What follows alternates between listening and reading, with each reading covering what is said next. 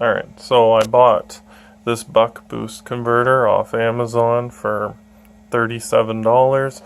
I bought 10 of these for 15 bucks just so I could get one of them in, a day so I could actually continue my research. I believe this guy is completely broken.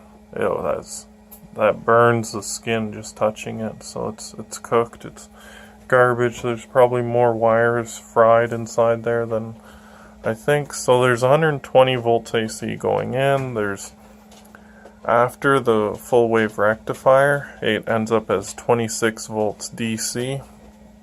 Goes to here, and it can't even do half an amp. It doesn't do anything, so I'm gonna have to figure out something other than this guy. I put this 35 volt DC 2200 UF capacitor on here in parallel with the output of the full wave rectifier, just to try and smooth out the output a little bit more.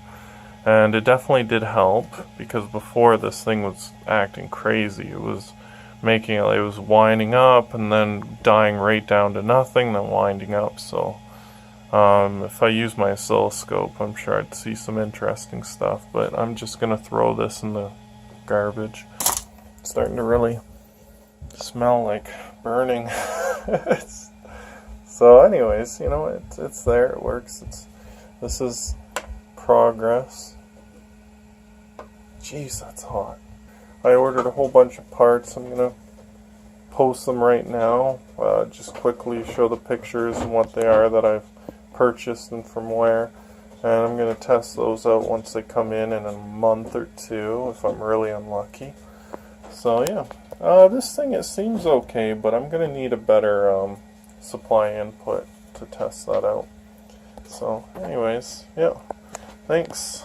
Like and share the video. Hey, bye. Say bye, Addie. Bye.